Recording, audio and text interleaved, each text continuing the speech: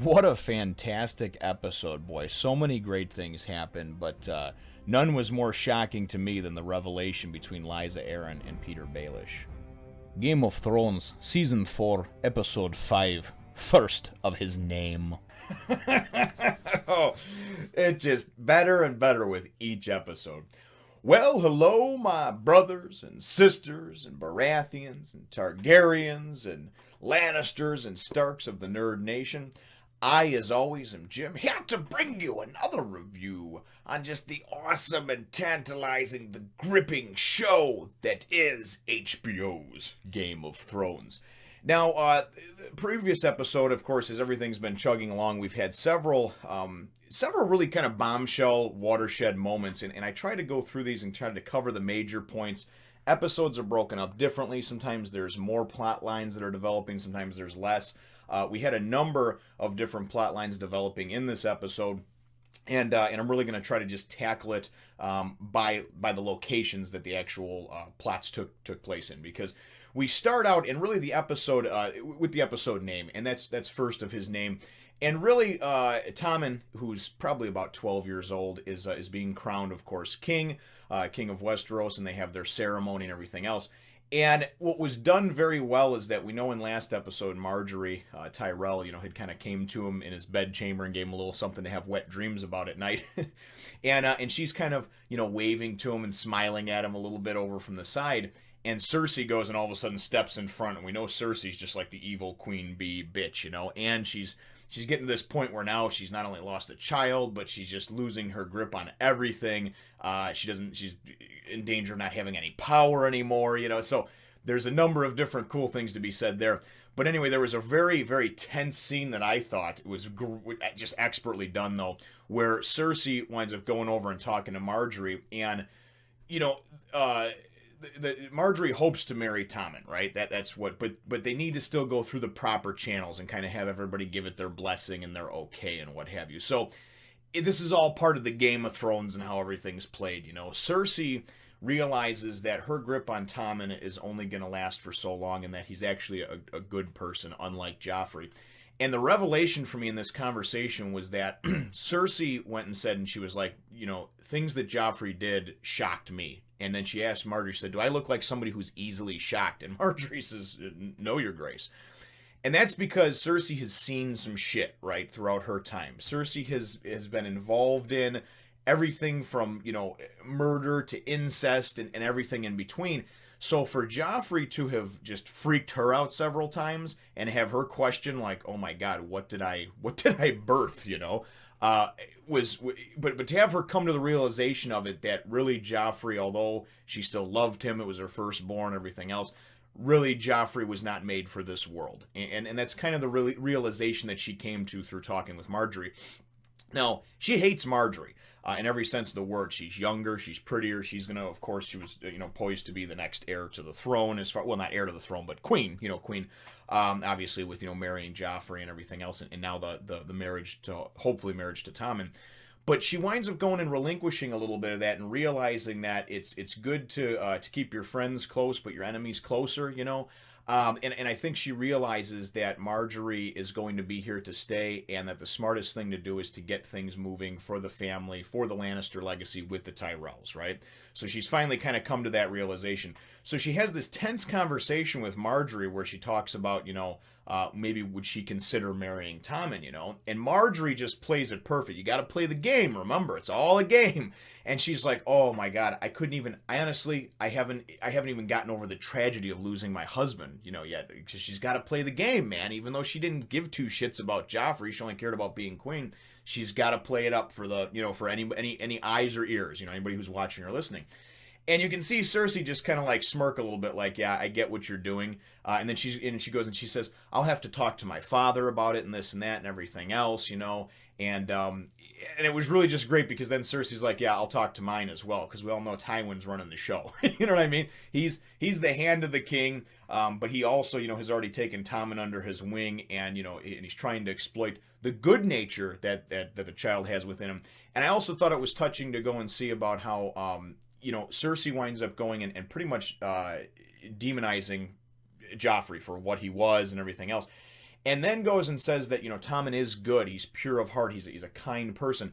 And that it may be the first king to sit on the throne in 50 years that actually deserves the crown, that actually does what a king should do, or actually has some of the good qualities that you'd look for in a king. You know what I mean? For obviously those that are being ruled underneath them in a kingdom. So it was really cool to see that, and just to see the whole scene was portrayed and just done very well.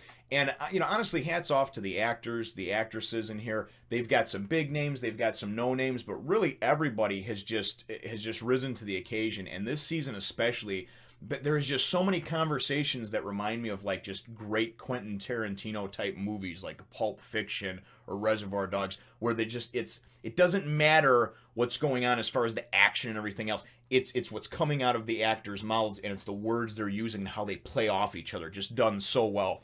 So Cersei, though, this is all her her big plan, because she still has it out for trying to kill her brother Tyrion, right?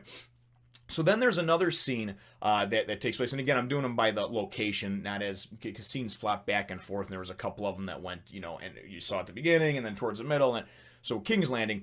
So then there's a great conversation as well between Cersei and Tywin, where she goes and proposes that whole, marriage to him and everything else, and he agrees to it and says, okay, and when will they consummate it? And well, when he's old enough, and, when will they get married? In a fortnight, and then he asks about her marriage to Loras, because obviously he wants to go and kind of cement the relationship between the Lannisters or the Baratheons and the Tyrells, but also to go and put some of the disgusting rumors about her and Jaime aside, like, hey, listen, she married Loras, but everybody knows Loras plays for the other team, so it's kind of odd. Nonetheless, though, the conversation the piece that I took from the conversation that was great is that Cersei was trying to manipulate Tywin as being one of the judges that's actually going to judge over this trial that for Tyrion for the apparent murder of Joffrey, right? And she's trying to go and sway him, and he won't discuss any of the details of the trial with her, but she's trying to sway him by also, not with just her words, but also her actions. The whole, I'll marry Loras, we have to do everything that's best for the realm. And then we find out that the Lannisters aren't really as wealthy as everybody thinks. The Lannisters, all their wealth has come from, anybody who's read some of the history and things like that, is that Casterly Rock is actually built on top of, and there's several gold and silver mines that are below it. Well, he asks Cersei if she knows how much gold was been mined there in the past year, and she says ounces, tons, what? He says it doesn't matter the answer is the same. None, zero, a goose egg. Their mines haven't produced anything in 3 years, right? So she says, well, how is everything still, going on about it? Well, what it is it's all about acting as if. It's working off of credit, and it's still having to go and provide that whole... War is expensive, first of all. And you got to remember that the Lannisters assembled and came together with all their bannermen and everything like that, and have gone on for a couple years now with this war that just recently, of course, after the Red Wedding was declared to be done. But they explain about how the Iron Bank of Braavos, the crown owes millions and millions of gold, millions and millions to the Iron Bank of Braavos, and it's not the type of thing you can scheme and manipulate, or you can get like an IOU, or you have to pay. You pay, or it's very bad, for the kingdom. So we find out more about that, but we also find out that this union between the marriages and everything, the arranged stuff between the Tyrells and, of course, Tom and the Baratheon, technically Baratheon Lannister or whatever, is important, because the Tyrells are actually the wealthiest family right now in the Seven Kingdoms. They don't know they're the wealthiest family, though, and that's what I love about this whole just Game of Thrones type deal. The Lannisters are still acting as if, right, but they're in total debt, owe all kinds of money to all kinds of people, kind of living off a credit type of thing, living beyond their means, but they have to do it to go and show that they're still the most wealthy, most powerful family in all the Seven Kingdoms, right? So I really loved how this was explained and everything, and about how they owe millions to the Iron Bank, and how they need this union between the Tyrells and whatnot, so they can, that'll actually help take some of the burden and shift it off. So, all right, anyway, but enough about that. So then we get Cersei. Cersei goes, and we wind up seeing Prince Oberyn, and I really like this guy. I don't know what it is about him. I like the guy. You know what I mean? He's, for the most part, whenever we see him, he's in some kind of brothel and some sort of sexual type of thing. That has nothing to do with why I like him. I just think the dude is slick. I think the actor is great. I think he delivers great lines. I think his accent is on point. So anyway, he's one of the other judges, right, for Tyrion's upcoming trial. So Cersei has to go and get her claws into him, and asks him to go walk through the royal gardens. And as they go, and the shots were just great, the way they had these tracking shots as they were walking through the gardens. and she's talking to him, and what she does is she's playing on his heartstrings, right? She talks about how her daughter got sent away, which to Dorne, obviously, and he says he has 8 daughters and everything else, and she talks to him about that, and she plays on his family side of things, right? Tugs on his heartstrings as far as that goes, because and then she talks about how losing her firstborn son Joffrey, and then of course her daughter being sent away a year ago. She hasn't seen her in over a year. And what I think she's trying to do, well, what I know she's trying to do, she's trying to manipulate and sway his opinion and his vote, being that he's a family man, that he has kids himself, kind of like, hey, Tyrion has to answer for this. He took one of my children from me. How would you feel if something like that happened to you? And then there's also this moment where they get out to the bay, and she asks if he can bring back a gift for that. She's had the shipwrights working on this beautiful sailboat, for her, for her daughter and what have you. So it was done very well, because the way she goes and gets her hooks into people and manipulates them, it's just amazing. And it's funny, because as much as I hate Cersei for some of the things she did, this show is so good at making you also feel for a person as well, because I also feel for her struggle, and I feel for her arranged marriage to Robert and all the bullshit that she's had to go through just because her last name was Lannister, and all the things she had to go through to become the queen. And maybe she didn't even want it to begin with, right? The whole point was that she was kind of sold off almost into slavery, or pushed off into an arranged marriage, as many things like that happen in the Seven Kingdoms. And there was a lot of bad things that were attached to it, Now, don't get me wrong, it isn't like she's a good person for going and being a brother fucker and sleeping with Jaime and everything else, and having, illegitimate bastard children with him and all that stuff, incestual children. I'm not saying any of that's good, but I'm just saying that it actually makes you feel for her, So just bravo, hats off to them. Done very, very well, I thought. So the next location that we kind of deal with, and this was a small part that we wound up dealing with, but I like seeing Daenerys. Whenever I see her on screen, I like her. I like what she does. I like what she brings to the table. I didn't care for her much in season 2, because she seemed very whiny and entitled. But I've liked her very much, her character and what she represents and stands for throughout the whole series, but especially last season into this season. So we wind up coming to find out that now, of course, she's taken over Meereen. And that in addition to, what I don't get is she's got 8,000 Unsullied, she's got 2,000 of the Second Sons with her, right? So she's got 10,000 fighting force. But every city she's gone and taken over and freed slaves, they don't just all run off. I'm sure some of them have to join up with her and follow her. So I don't know if those ones are, they just kind of relegate them to, like, cooks and supply wagon type people to kind of keep the soldiers fed. But whenever they talk about numbers, they never talk about their numbers having increased as she's gone through Slaver Bay and pretty much taken down every city on the way there. What we do find is that she has to make her first difficult choice. She can go and Dario Naharis has captured the 93 or 94 ships that they have in Slaver Bay. They're in Meereen, and they can carry about 9,000-10,000 troops over with them, and they can raid King's Landing, right? They can go try to sack King's Landing. And she asks Jorah, she says, well, can we? And he says, well, you may be able to. But the thing about it is, you're not trying to take King's Landing. Once you take King's Landing, 10,000 is not going to be nearly enough to go and to take over anybody else that tries to fight back in the Seven Kingdoms. And she says, well, a lot of people support my claim. He says, no, what's ultimately going to happen is bannermen for whatever houses, they're going to do what they've always done. They're going to support whoever they think actually is going to win the war. So ones that think that she's just an upstart and it's just a little uprising and it'll be a rebellion that'll be quelled, they'll go and side with whoever's in power, whoever is convenient for them. So it's really all about, it's not about loyalty, it's all about people just kind of playing the hand they're dealt and just trying to do the best they can and make a bad situation, into something good or livable. So the neat thing was, as though there was that choice, or he reports to her that the cities that she's taken over and left, one of them, the slavers have come back, and now they've put people back in chains, and they've swore to have vengeance upon her, probably hurting and killing these slaves as well to try to get her attention. And then the last one that she took on, she wound up, some guy named Cleon the Butcher took over and, basically took the council that she put in place, pretty much took them out, killed them, whatever, and took over. And what it showed us is that you can have great intentions. You can go through and you can free these people, you can free these people, but if they have never known freedom and they don't have the proper infrastructure, the systems and controls that you need in place to make something run, to make a kingdom, to make a city, to make it run, then really it's going to leave it open to temptation. It's going to leave it open to the bad element. It's going to leave it open to opportunistic type of people. There's going to be people that are going to see everything in chaos and say, hey, the powers that be have been taken out now. I can be the new powers that be, right?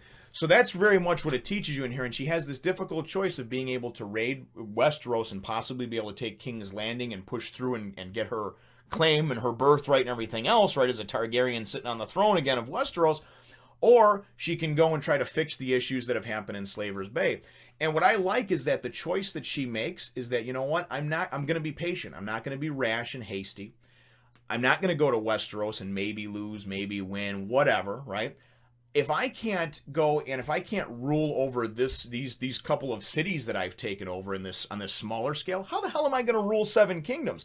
And that's really what I liked about her, and I liked about her character. She's young and she's naive in a lot of senses, but she's been faced with adversity, and this was her first real true test of like, what should I do here, you know? And I think she made the right choice for right now. So although it really would have been cool to see a nice rating on King's Landing with 10,000 men and ships and 3 dragons, I think that'll eventually happen. So nonetheless, though, very, very good stuff. Now, one of the other locations that I thought was great that we saw was we wind up seeing just kind of on the road to the wall, we see Podrick and Brienne of Tarth. And this was really more for comic relief than anything, I thought. Podrick is not really a very good squire. Squiring for Tyrion is really more, not really like a squire. It's really more just like an errand boy. You know, he fixed his meals, sent his messages, kind of wiped his ass type of things, right? Never really did anything. You can't even ride a horse properly. And Brienne's riding on her horse, and his horse is going to the left and to the right and in front of her. And it's just comical to watch the whole thing take place. But what I really liked about it is, number one, I really like these 2 characters. I think it's a great, great dynamic duo team up, and I hope to see more from them. But as they sit down, and he can't even cook a rabbit, right? You know, she obviously had went and killed a rabbit. Maybe he killed it. I don't know. But he's cooking the thing, and he hasn't even skinned it. It starts on fire. The fur's on fire. He's stomping it out. She comes back with some firewood, and Brienne of Tarth is just like, what in the hell? What? Can't you just leave? I release you from your oath, you know? And he doesn't care. He's still loyal. And I like Podrick. I love the guy. Just the character, you know, and just kind of, he has this sort of simple charm to him, you know? But anyway, we wind up finding out, and it's in a very touching manner. She says, you know, how did you get to be this and that? What did you do? Have you ever killed anybody? And he says, yes, I did. And he explains in the Battle of Blackwater how he put a spear through the back of the head of one of the Kingsguard that tried to kill Tyrion. And I think after that, Brienne has a little bit of respect for him, you know. I think that she looks at him, and I don't know if it's so much that she pities him, but I think that's that she looks at him and she thinks, you know what, he's been through some stuff, and he's risen to the occasion when he needed to. And ultimately, he did the honorable thing and protected his master, Tyrion, right? And, you know, so I think that's where that comes from, because the Kingsguard are not, you know, obviously they're fully armored, they're trained, you know, they're not to be trifled with. And here this squire took one of them out. And even though it was a spear to the back of the head, he didn't see it coming, it was still the point, you know, it was done very well. So I really liked the scene. And then she goes and, you know, says, reluctantly tells me he can come over and help her unstrap her armor because she's having trouble with it. So very, very good stuff with that scene as well. I liked it.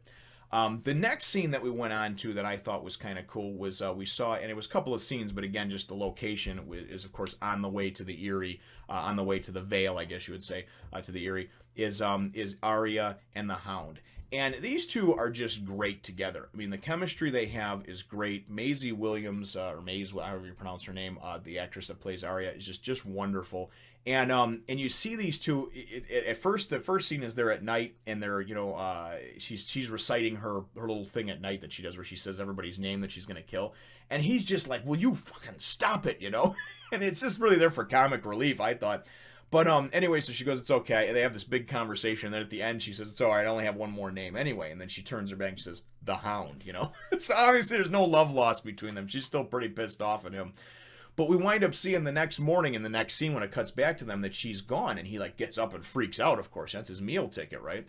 And he goes and he winds up finding her. She's actually practicing her sword, water, dancing stuff that Syrio taught her back in the first season, you know. And she's doing this, and it's pretty impressive, the moves that she's got, man. Girl's got some hops, dude. She's doing flips with the sword and everything like that, doing handstands and cartwheels and stuff. And anyway, what he winds up doing is he basically goes and has this conversation with her and makes fun of the fighting style to begin with of the swordsman of Bravos, right? And then he goes and he's like, yeah, go ahead, show me what you can do. So she goes and does this move and then whing, goes to stab him and pins him hit him with needle. And it goes and it sticks into his chain mail as a small sword would that you go to stab with. That's what the chain mail is made for. When something goes to pierce and push into it, the chain mail constricts and actually becomes stronger the way it pushes inward. Obviously having full armor has its advantages, so it had disadvantages too, weighing you down. But it's great because he goes and just backhands her, knocks her to the ground. And he goes, and the reason that your greatest swordsman teacher is dead or whatever is because, and he explains how Meryn Trent or whatever, the guy who, the Kingsguard or whatever that wound up killing him, said because he had armor and a big fucking sword. And it was just so great how it's done. Because it's very much like, he's almost like schooling her in the way of the real world, right? She grew up sheltered as the daughter of a lord, as the daughter of the Lord of Winterfell. And then even when she was in King's Landing, very sheltered, living within the Red Keep, within the palace. Of course, just some of the different things that she's seen and prior to being out on the road the last couple of seasons now, those things that was before, she was very sheltered, whereas now... she's obviously seen and done some things, but the Hound keeps grounding her and bringing her back to reality. Like, listen, it's not all about just dancing around and this and that. Like, this is the reality of it, okay? If you have somebody with a big sword, knows how to use it, and armor, they're going to take you and your little pig sticker out, So I thought it was done very, very well. Now, for me, the most interesting part of, as a growing fan of the mythos and the characters, the background, the history of Westeros, and just how everything's come to be, and I've been learning, studying up on the history and the families and the locations and everything. And I really, really am excited and love to go and obviously share some of that knowledge with others, talk with you. But the thing that really got me was, and it was done through a couple of different scenes, was Sansa and Littlefinger actually, getting off the boat and arriving, at the Eyrie. We didn't really find out much in the first season about the Eyrie. We heard that it was this impregnable, impenetrable fortress, right? And we actually see when her and Petyr Baelish, Sansa and Petyr Baelish, are walking up that there's this narrow gorge and it's the only way in, right? And they have, people, archers and such, soldiers posted up on there. And he explained that in the 1,000 years that this fortress has been there, it's never been breached. And because of the way it's set up like it is, there's only this one way that would have to funnel people in 3 or 4 wide, and they would just get slaughtered. So nobody has ever been able to mount a successful invasion on the Eyrie, right? So I thought that was cool because I like that type of stuff. I like finding out about that and just like the whole engineering, feats and what have you. And then, of course, just using the natural terrain to their advantage. And it also goes to show, and it's a nice metaphor for what Petyr Baelish winds up saying. And he says, when you have something like this set up, one man can be worth 10,000. And what he means by that is that if you had a few hundred good soldiers, they could hold off against hundreds of thousands because of this being this bottleneck way, and there's no other way to mount an assault on it, right? But it was also a metaphor. It was a metaphor for what he's done. One man, right, that came from nothing, that really just kind of had a grudge against everybody wealthier and richer than him and whatnot, has manipulated pretty much every major power and major family in Westeros. And we find out very shortly after, in the next scene with Lysa Arryn, has pretty much orchestrated every major event, at least in Westeros, up until this point, or had a hand in it, right? And that's what really dropped the bomb for me. I knew this guy was sharp, whether you love him or hate him, I don't care. I think the guy is, I think he's a genius the way he's put everything together. We know that he had a hand in and set everything up with Olenna Tyrell now, obviously, for the murder of King Joffrey.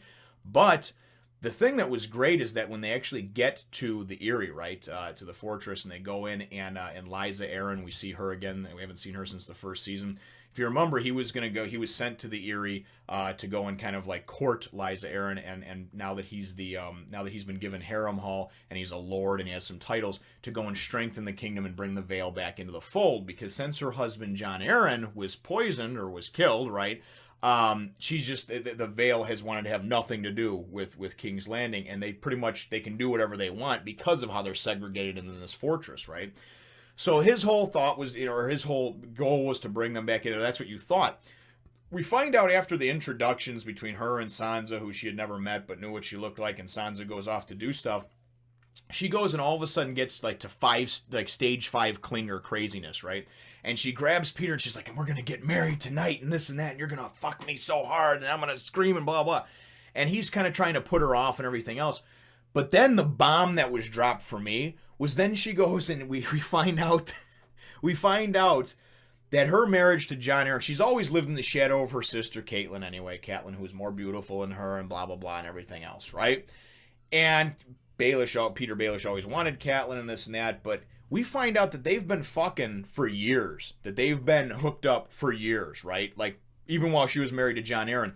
We also find out, in what I thought was a bombshell, that she is the one, he gave her the poison that she put into his wine glass to poison and kill her own husband, Jon Arryn, right? And she went and then, of course, wrote the letter at his behest to send to Catelyn Stark saying, I think Jon Arryn was poisoned by the Lannisters. So when you go and you look at it and you take everything back, that's the pilot episode of the first season. The only reason Ned wound up agreeing to be Hand of the King and everything else was because his friend and mentor Jon Arryn had been killed, but under mysterious circumstances that we found out from the letter from Lysa and Catelyn saying it was something that was like Ned needed to go investigate, right? And that's what set the whole thing in motion. Now, obviously, him finding out what happened and finding out what Jon Arryn had to. And up until now, I thought that the Lannisters, Cersei in particular, or Jaime, had poisoned, right? Had poisoned him. And apparently it was just a fortunate turn of events for them that it never came out what he actually knew about them.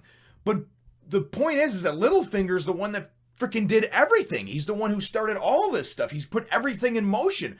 And between that and the killing of King Joffrey and everything in between, driving the crown into bankruptcy, into debt and everything else, this motherfucker is just feeding off of the chaos, and nobody's looking at him for that. He's building allies in places, but I love the mystery and everything that surrounds him. Now some of the lipstick has come off the pig, but for the most part, man, we're thinking, are you kidding me? We thought this was all this arrangement. No, yeah, he's arranging everything. He's brought Sansa there to Lysa and everything else. But the bottom line is he orchestrated every major event that wound up leading us up to this point to begin with, you know? So, and there's certain things he couldn't have atoned for. He didn't know that Joffrey, of course, would go and wind up killing and beheading Ned Stark. I'm sure that he didn't know that the Red Wedding was going to take place like it did and everything. He loved Catelyn very much. But the point is that he's been playing everybody from the start. And I mean, he's had this shit going with Lysa for years on the side, right? And she never liked her marriage to Jon Arryn, because I'm sure it was arranged and he was older than her, all this other bullshit, you know. But the bottom line is this dude is one sneaky, and I said it a couple episodes ago, this is the guy to watch out for. He's dangerous. He's very dangerous, right? So anyway, then we go, and I love it because at the end of it, when he agrees to marry her and everything else that night, you know, and they get married, they've been waiting so long and blah, blah, and she's like, oh, and you're going to fuck me so hard, I'm going to scream and this and that. And then this was comic relief for me, right? Later on that night, the very next scene, you hear, oh, oh, oh. I was actually going to try to find the clip and see if I could cut it in. And then come back after every couple seconds and be like, really? Because he's nailing her, obviously, somewhere in the Eyrie. And Sansa, poor Sansa, who's been through so much, is just laying there in bed, right? And there's a bunch of candles lit by her, and she's just sitting there like, oh my God, do I really have to hear, like, Petyr going and banging my aunt, you know? At this point, she's probably thinking, man, Tyrion in King's Landing wasn't so bad, especially now that Joffrey'd be gone. Poor Sansa, man, just, you know, just pile it on the girl. So then, and this comes back to the scene later on, but same location, obviously, in the Eyrie. We see, again, how Lysa is this crazy 5-stage clinger. And she actually sits down and starts having this heart-to-heart conversation with Sansa, telling her about her sister Catelyn and about this and about that. And you find out that she's always kind of lived in the shadow of her. She always felt like she was like the third wheel or like the second daughter type of thing. And she was in a lot of ways. But she also goes and just goes completely fucking batshit crazy and grabs onto Sansa and starts digging into her hands and accusing Sansa of basically being a whore and letting Petyr go and bang her. She's so insecure because Petyr's first choice, of course, was Catelyn, her sister, who's now dead.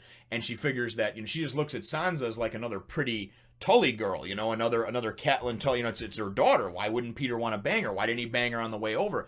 And I mean, she flips, and Sansa's like in tears crying. Sansa's probably just thinking, oh my God, things have gone from bad to worse, man. I thought it was bad living in the Red Keep and Joffrey and his craziness, but now this is what my aunt does to me? What the fuck?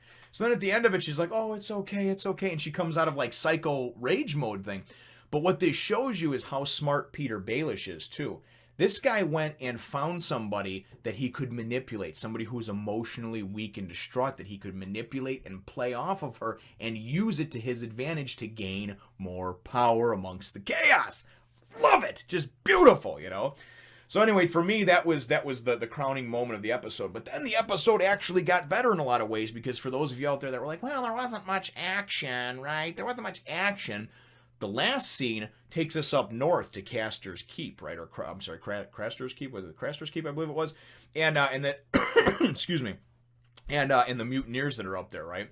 That guy Locke, who works for Roose Bolton and who was sent up there obviously to find out about about the Starks, to see if he gets some information from Jon Snow or find out about Bran and Rickon. He goes and scouts out the area and finds like the shed, the hut, whatever, that Jojen and Mira and Hodor and of course Bran are being kept captive in, right? He then comes back and reports to everybody that, hey, there's 11 of them, they're drunk, this and that. But there's this area off on the west side of the camp that we shouldn't go into because there's dogs there, there's hounds, and we don't want to alert them. We want to be quiet and stealthy, right?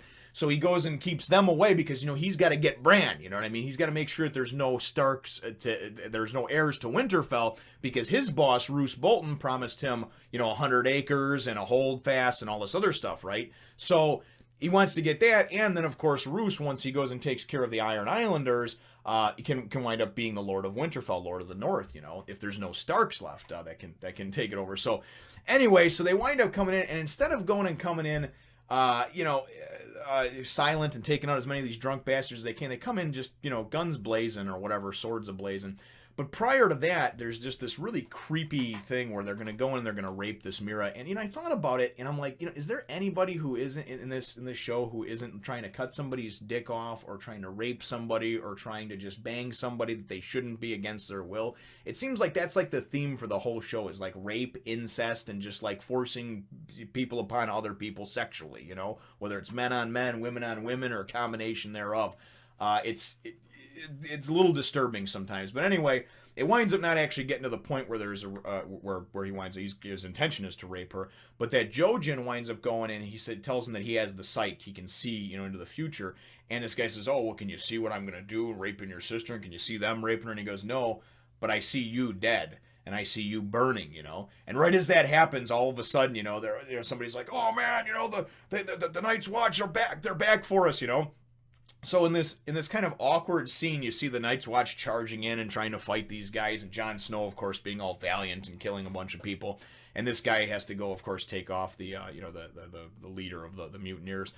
And the shit's going to go down with that. But anyway, what winds up happening is then we get that guy Locke winds up coming in, who's obviously the spy for Roose, and he goes and frees Bran. But then goes and tells everybody that he'll slit everybody's throat if he doesn't come with him and be quiet, and he's going to take him, right?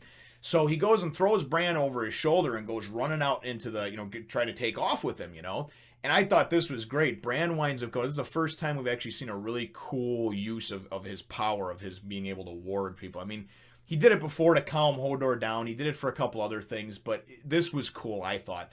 He winds up going and getting into Hodor's mind, and Hodor actually is able to break free with his immense strength. He's this giant, and he comes running after him and winds up going and tackling him and then grabbing this guy and holding him up by his neck, this guy Locke. And I kind of like this guy Locke. I thought he would have been a better character to maybe be portrayed a little further in this whole spy amongst the Night's Watch and everything like that. But ain't gonna happen. It's Game of Thrones, because Hodor just goes and, through, well, obviously Bran, in Hodor's mind, winds up snapping this dude's neck and dropping him to the ground. And then what winds up happening after that, to me, really pissed me off. I understand from the book readers that this diverged to begin with from the book, but I don't really care about that because I don't read the books. Not to mention, I'm not a person who believes that it has to be 100% perfectly translated from book to show. I believe that there should be some extra added things that are put in there. There should be some deviations. Because who wants to go and read something and then see the exact same thing on TV anyway? I know not me, not many people either. But there's so many complainers out there that the book deviates and everything else. That is, unfortunately, though, that's not the point. The book readers, I guess, will be happy because everything at the end here got back on track, because all this shit technically didn't happen in the book. So Bran is right there, right? And you got to feel bad for the Starks because all the Stark children, in addition to losing their mother and father and eldest brother and everything else, they've all been separated, right? I mean, Bran and Rickon were together for the majority of season 3, but they've been separated now for a while. And he goes and he sees his brother, his bastard brother Jon Snow, and wants to go to him, right? And this little batshit asswipe bastard Jojen goes and he's like, oh, well, but we gotta go. Jon will try to stop us, and we gotta go to the magical tree where we have the visions to see the three-eyed raven, you know. And, you know, Jon, first of all, you got to give Jon a little more credit than that, okay? If Jon knew how important it was, and Bran and Jojen and everything explained it to him, explained what has happened and blah, blah, and everything else, who knows what Jon would do? Now, I know that this would deviate from the book, so the book readers would be angry. But to me, having them that close to each other and then having Bran have to make the terrible choice of just maybe never seeing my brother again, this isn't like the modern times. You can't text him or send him a card to see how he's doing at the wall. You may never see that dude again. It takes months to travel from one area to another because of just the danger and the hundreds of miles and you know what I mean? And Bran is a cripple. He can't even walk now, you know? So anyway, they wind up going off into the forest and go back on their journey. Everything's happy with the book people because now they're back on their journey, I guess, wherever that takes Bran and Hodor and Jojen and Mira. And Jon Snow winds up having a final battle with this asswipe mutineer at Craster's Keep. And it was done pretty well. The guy clearly had the upper hand on Jon Snow because he fights, you know, he fights with honor. He fights fair. He fights like he was taught, you know, as even though he's a bastard son, still as a son of a lord, you know.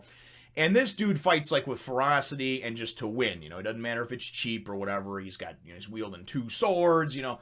Anyways, as it looks like Jon Snow already gets stabbed after he got shot with 3 arrows at the end of last season by Ygritte. So Jon's getting all sorts of messed up, and it looks like he's going to wind up, there's not going to be any more Jon Snow, right? And which is a shame because I like him. And then one of Craster's daughters, wives, whatever the hell they were, winds up going and getting his attention, you know, winds up, distracting him, hitting him, whatever. And as he winds up going and turning to go get her, and he's going to rape her before he, and this mutineer thing was so stupid anyway, you know. These guys want to go live north of the wall just so they can drink and rape people all day long. That's just, again, the theme of rape, right?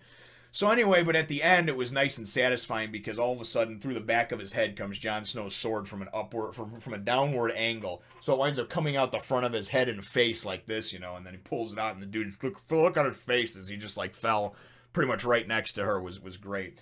The episode winds up ending with Jon Snow, and they wind up losing. Jon and I think there was 10 or 11 of them. I don't know how many of the brothers were. They wind up losing 4 though of the Night's Watch, 4 brothers of the Night's Watch. And then they go and he makes this speech to the women of Craster's Keep and says, hey, you can come with us. We'll find you jobs. We'll find you work. And they basically just said, you know what? It doesn't matter. You know, I mean, we'll wind up getting hurt and beat and raped by the Night's Watch people somehow or another anyway. It's kind of one of those, like, it was almost like a feminist point of view, you know, like, oh, no matter what, everything's going to be terrible for us. So we'll just be better off on our own. And then they tell him to burn the place to the ground, burn everything to the ground. And that's how the episode ends, a little bit abruptly, with them just, you know, start setting everything and all the bodies, of course, on fire. And then that's how we're left off. Obviously, next week's episode looks great. I'm very excited about it. All in all, though, for me, each week the episodes keep getting better. Maybe it's because I'm delving into and finding out more about the history and lore and things like that. But ultimately, I think it's just because it is so good. And as you get to know the characters better with each passing week, you feel excited to see them on screen, to see their stories progress. And so far, in season 3, there were several stories that I was kind of like, I could do without that. I don't really want to see that. In this season, pretty much everything that I've seen, I've really enjoyed. The sort of rapish scene between Jaime and Cersei, the way it was depicted, I think was handled wrong. And that was the only scene that really kind of made me feel uncomfortable because of how I've grown accustomed to and really liked Jaime as a character.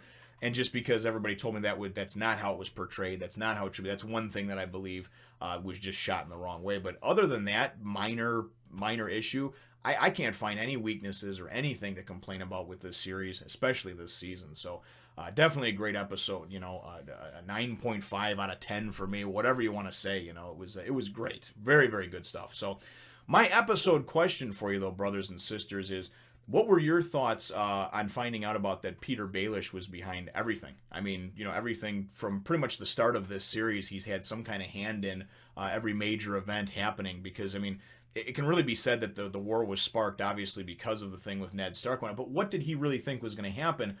With, of course, Ned was going to get involved in one way or another to find out what happened to his friend Jon Arryn, his mentor, and eventually he was going to go and come to the truth, and Petyr went and tried to go inside with Ned right before everything was going to happen, after Robert was about to die and everything else, and Ned went and put his honor before actually doing the right thing and just taking them out of power completely. Ned thought that a piece of paper written by Robert was going to protect him, and we saw how that worked out. But ultimately, Petyr plays people off of each other, and I just want to know what your thoughts are on him as a character, and just obviously all the plot devices that he has started throughout this series. So let me know your answer to that question in the comments down below. Feel free to hit the thumbs up, the like button if you should think that I deserve it, and subscribe if you haven't done so already. We will look forward to catching all of you in the next Fun Nation. Don't forget to follow me on Twitter, Facebook, Instagram, and my other channel as well.